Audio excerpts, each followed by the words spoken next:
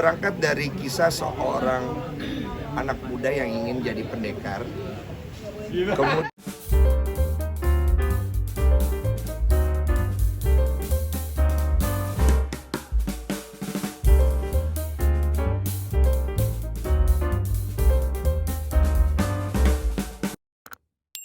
wah gitu kayak orkestra nyanyi bu. Gak jadi kepancing kan awak kan. Wah, tinggi lagi. Gitu langsung. Bentar, gue bilang, nama mas? Gue bilang gitu. Jadi emang sefun itu, seseru itu sih. Sinopsis secara singkat mungkin. Sinopsis secara singkat ya. Jadi berangkat dari kisah seorang anak muda yang ingin jadi pendekar.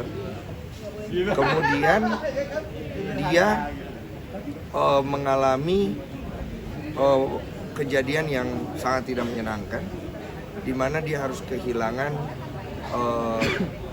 pasangannya. Kayaknya diperkosa juga sih kayaknya, perkosa dan tepat di depan matanya.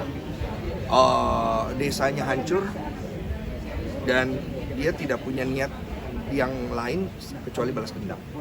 Dan akhirnya dia mempelajari ilmu hitam. Jadi Panji Tengkorak ini basic ilmunya bukan ilmu putih, ilmu hitam. Dan itu yang membuat seorang Panji Tengkorak tidak bisa mati.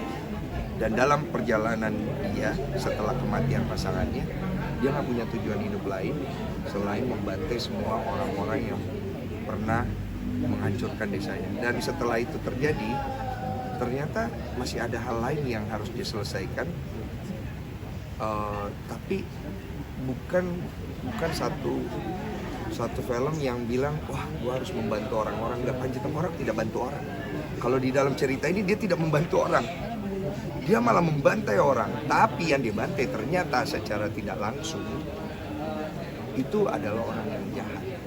Sampai kabarnya dia juga ada adegan-adegan yang sangat ekstrim ya, sampai kabarnya ada usus keluar, Mungkin.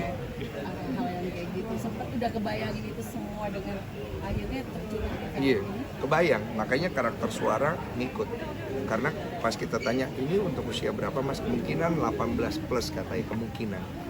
Berarti darah gitu. Iya. Oh berarti karakter suara harus ngikut nih, gue bilang. Itu yang membantu kita kan untuk mendevelop karakter suara. Jadi sayangnya sih mungkin 18 ke bawah nggak bisa nonton, tapi 18 ke atas akan sangat menikmati. Karena akhirnya di antara banyaknya film-film hero, superhero yang kita buat, menurut aku animasi adalah salah satu cara awal untuk ngegambarin atau ngeraba kira-kira seperti apa hero Indonesia akan kita kemas gitu.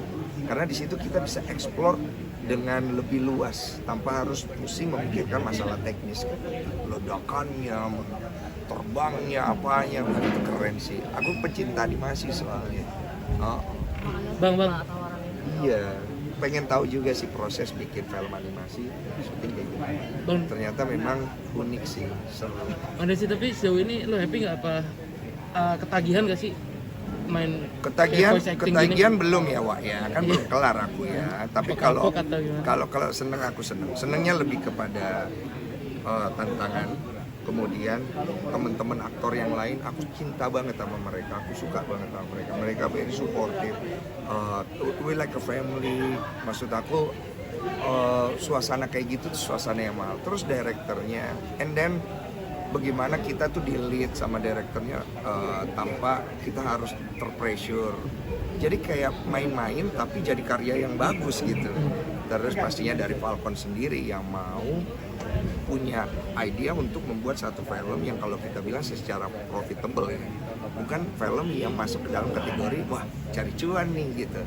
Tapi dalam satu film yang membuat karya. Kalau istilah kita persembahan kita untuk film Indonesia. Itu film persembahan. Tapi dengan pengalaman yang berat kemarin bikin kapok gak sih? Hah?